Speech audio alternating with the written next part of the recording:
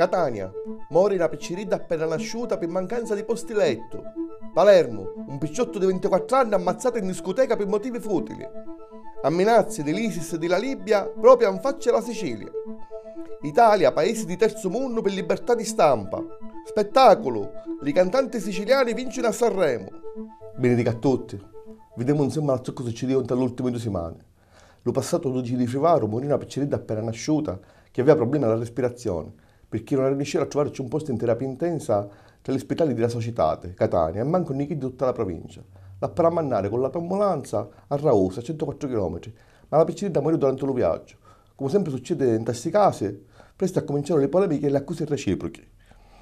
Tutti si dichiararono indignati, il ministro Lorenzin mandò i suoi ispettori, la procura di Catania riaprì l'indagine, ma quasi nudo parla degli tagli ai posti letto e alla spesa sanitaria in generale che il governo italiano, oppresso di l'euro, fece fare e continua a fare fare alla regione siciliana. Nella notte tra lo 13 e lo 14 di febbraio, alla discoteca Agua di Palermo, ci fu una scena per motivi futili e un picciotto di 25 anni, Aldonaro, medico appena laureato, pigliato a cauce in la testa, morì ammazzato. Pare che altri picciotti ci avevano pigliato il suo cappello per babbiare. Il 17, un giovane di 17 anni, senza nudo precedenti penali, rappresentò alla carcere per il minore di Palermo, l'Umana Spina, per confessare lo delitto e costituirsi. I terroristi dell'ISIS arrivarono alle porte dell'Europa, anzi della Sicilia. Lo caos che si creò in Libia dopo la mazzatina di Gheddafi permettò ai jihadisti di al-Baghdadi di conquistare una poco di città libiche e di da, nelle ore passate, lanciare amminazzi alla nazione della Croce, con video un sammuscia alla mazzatina di 21 cristiani copti egiziani.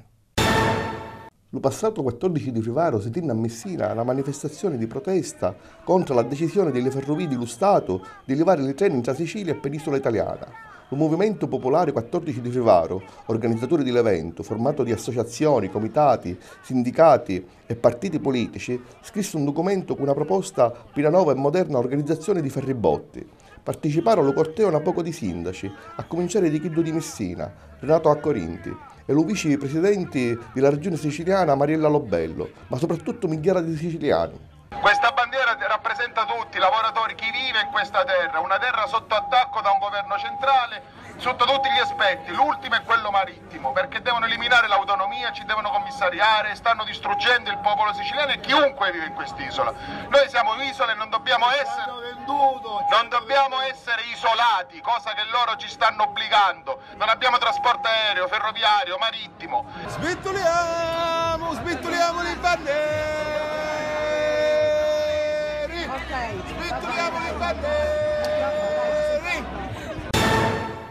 Dalle giorni passate, i giornalisti senza frontiere fece sapere così come fa ogni anno la classificazione mondiale della libertà di stampa. L'Italia nel 2014 finì 73esima, scendendo di 24 posizioni e finendo nella zona di colore arancino, vale a dire tra i paesi con problemi sensibili. Per l'Italia questo è il risultato di quando esiste questa classificazione, cioè del 2002. C'è da dire che in quest'ultimo anno la libertà di stampa ampliò nelle 2/3 degli 180 paesi esaminati. Lo passato Venere 13 di febbraio, lo cantautore siciliano Giovanni Caccamo vince il Festival di Sanremo tra le 9 proposte con la canzone Ritornerò da te. Vince pure tra la sezione giovane lo premio della critica, Mia Martini. E magari chi do della sala stampa, Lucio Dalla. Lo cantautore nasce a Modica e aveva solo 24 anni.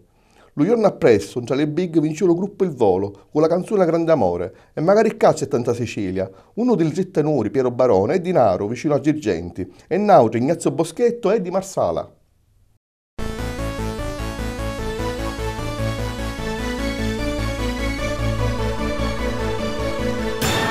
Tennis. Luca Vanni, 29 anni e una carriera china di infortuni. Domenica 15 di febbraio arrivò a un passo di un'impresa incredibile. Si trovò a giocare la finale del torneo ATP di San Paolo di Brasile contro l'uruguaiano Pablo Cuevas, perdendo la sola tie break. Prima non aveva mai vinto manco una partita da un torneo ATP. Lo passato 15 di febbraio si concluderono in Colorado i campionati mondiali di sci 2015. Manca una medaglia per gli italiani, pare una maledizione. Quando i mondiali si tendono tra gli Stati Uniti, l'Italia non vince niente. Aveva succeduto da così pure tra le 2 precedenti edizioni americane dei mondiali nel 1989 e nel 1999. E ora concludiamo questa edizione di Supermundi con l'immagine ripresa dello passato martire grasso di chi che si vanta di essere lo più antico carnevale di Sicilia, lo carnevale di Termini. Vediamolo in semmola.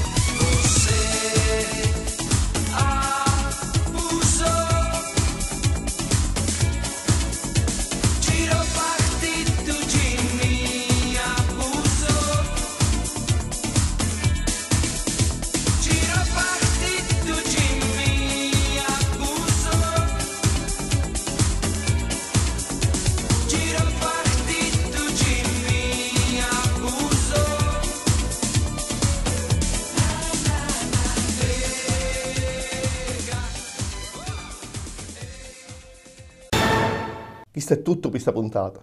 Noi vediamo alla prossima. Salutiamo.